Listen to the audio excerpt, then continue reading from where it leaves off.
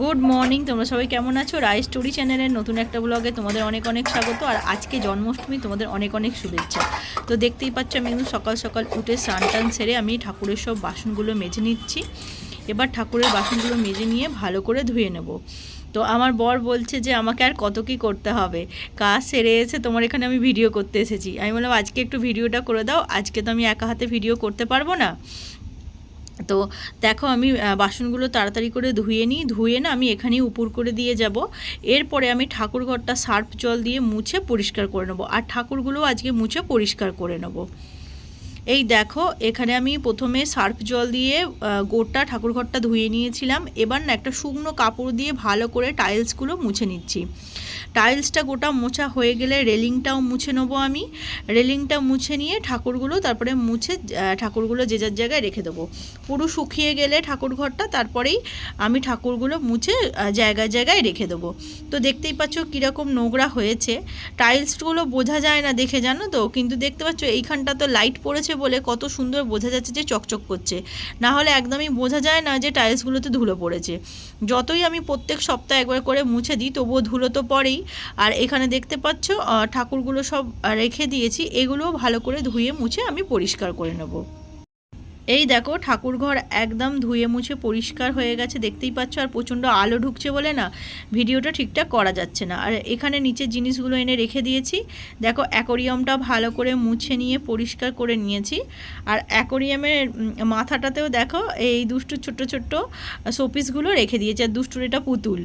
এই দেখো ঘরটা আমি মুছে একদম পরিষ্কার করে নিয়েছি। তোমাদেরকে বললাম যে কালকে আমি ঝাড়পোছ করেছি, তো আজকে এই যে আমি ধুয়ে মুছে একদম পরিষ্কার করে নিয়েছি। আর সুইচ বোর্ডগুলোতেও না কালি কালি হয়ে গেছিলো, তো সুইচ বোর্ডগুলো আমি একদম মুছে পরিষ্কার করে দিয়েছি। সুইচগুলো সব হাতে টিপে টিপে না কালো কালো হয়ে গেছিলো। এত রোদ তো আমার ঘরটাতে, এত আলো যে দেখো লাইটটা কিভাবে রিফ্লেক্ট হয়ে যাচ্ছে। তাও আমি টিউবলাইট জেলে করছি, তার সত্ত্বেও দেখো একটু আপ ডাউন করছে। তোমরা একটু কষ্ট করে ভিডিওটা দেখে নাও। এই দেখো আমি চাদর পেতে নিয়েছি। আর ঘর তো আমি একদম আজকে সার্ফে জল দিয়ে মুছে তারপর ডেটল দিয়ে মুছেছি, পরিষ্কার করে নিয়েছি, দেখতেই পাচ্ছ। তো সব কিছু মোটামুটি কাজ কমপ্লিট হয়ে গেছে। এবার আমি বিকালবেলা ঘুম থেকে উঠে না ঠাকুরঘরটা সাজিয়ে নেবো। এই দেখো এখন বাজে 4টে। তো এখন আমি বিকালবেলা ঘুম থেকে উঠে, দুষ্টুর পাপা তো কাজে চলে গেছে নিচে, তো আমি ঘুম থেকে উঠে কি করেছি জানো তো, আমি বেলুনগুলো ফুলিয়ে লাগিয়ে দিয়েছি আর লাইটগুলো লাগিয়ে দিয়েছি। দুষ্টুর পাপা এসে কানেকশানগুলো করে দেবে। এই দেখো দুষ্টুর পাপা এসে লাইটের কানেকশানগুলো করে দিয়েছে। আর দেখো রেলিংগুলো সার্ফ জল দিয়ে মুছে আমি ভালো করে শুকনো কাপড় দিয়ে মুছে নিয়েছিলাম। তো কীরকম ঝকঝক করছে দেখতে পাচ্ছ, একদম স্টিলটা একদম চকচক করছে। তো প্রত্যেক দিন মুছলে প্রত্যেক দিনই ধুলো পড়ে যায়। তো যাই হোক আমি দেখতে পাচ্ছ জোগাড় করছি। আর দুষ্টুর পাপা আজকে ভিডিও করছে। আমি দুষ্টুর পাপাকে বলেছিলাম আজকে কিন্তু আমাকে একটু টাইম দেবে, কারণ আমি একা হাতে কিন্তু আজকে ভিডিও করতে পারবো না, তাহলে কিন্তু আমি কারোর সাথে ভিডিও শেয়ার করতে পারবো না, আমার বন্ধুদের সাথে। তো সেই কারণে দুষ্টুর পাপা কাছ থেকে এসে মানে ওপরে উঠে একটু আমাকে ভিডিও করে দিয়েছে।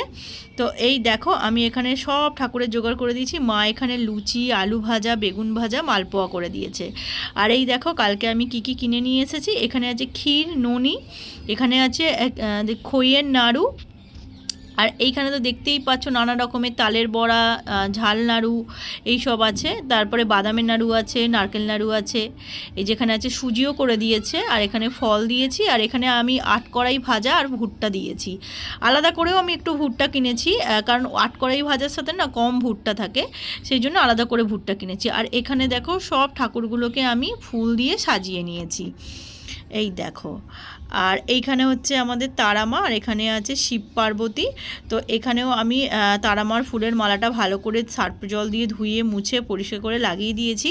তো আমাকে একটা না এই শিব পার্বতীর একটা প্লাস্টিকের মালা কিনতে হবে, সেটা আমি কোথাও পাচ্ছি না, সাদার ওপর মালা কিনবো বলে। আর দেখো এদিকে আছে আমাদের রাজবল্লভী মা, আর এখানে আছে রাধাকৃষ্ণ, একটা শিব ঠাকুর, একটা ছোট্ট গণেশ। তো এটা রং চটে গেছে একদম, গণেশটা সবুজ রং ছিল। তো যাই হোক এইখানে দেখো আমি এখন ডাব্বাগুলো তুলে রেখেছি, এগুলো সব নিচেতেই থাকে। আর দেখো শিব ঠাকুরের মাথায় আমি জল ঢেলে দিয়ে, আর যে বেলপাতাটা আছে না তাতে বেল ফলও আছে দুটো, তাই সব সমেতই আমি দিয়ে দিয়েছি। এই দেখো এটা হচ্ছে ছোট্ট একটা গোপাল ঠাকুর, তোমরা দেখেছো ওই কর্নারের র্যাকে আছে। আজকে পুজো বলে এই গোপালটাকেও এখানে নামিয়ে বসিয়ে দিয়েছি আর একটু ফুল দিয়ে দিয়েছি। এই দেখো এখানে আমি চন্দন পিড়েতে সাদা চন্দন ঘষে নিচ্ছি, একটু গোপাল ঠাকুরটাকে পরিয়ে নেব। আর আমাদের যে নারায়ণ আছে, শিব ঠাকুর আছে, গণেশ ঠাকুর আছে, লোকনাথ বাবা আছে, তাদেরকেও একটু সাদা চন্দন পরিয়ে দেবো।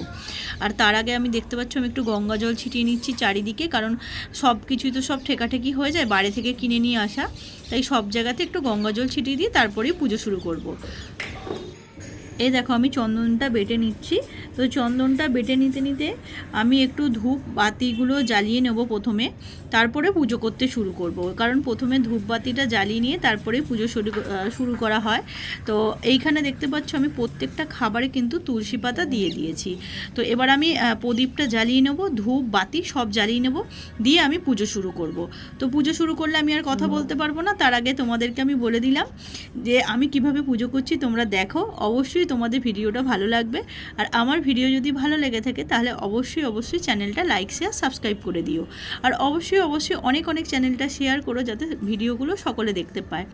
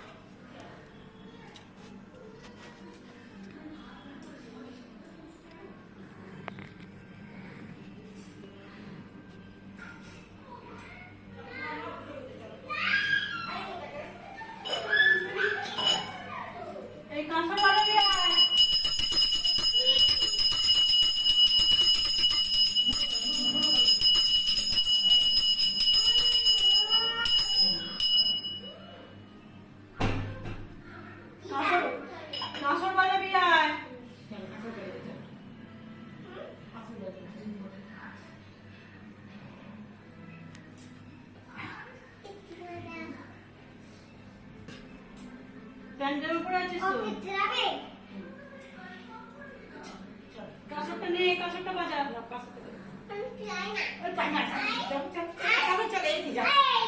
এই তো দাঁড়াই তো বসে দিলাম।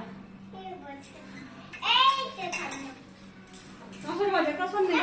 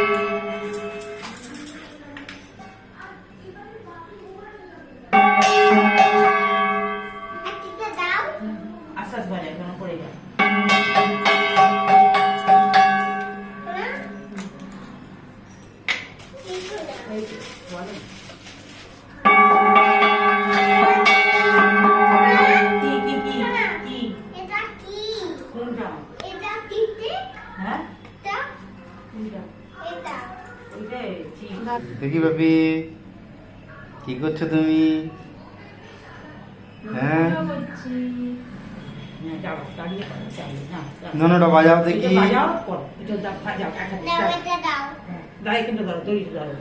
কত সুন্দর করে সেজেছিস, ফটো তুলবি তো? হ্যাঁ না এটা ধরো বাজাও, বাবা বাবার দিকে চেয়ে দেখো, পাপার দিকে চেয়ে দেখো, বাজাও বাজাও।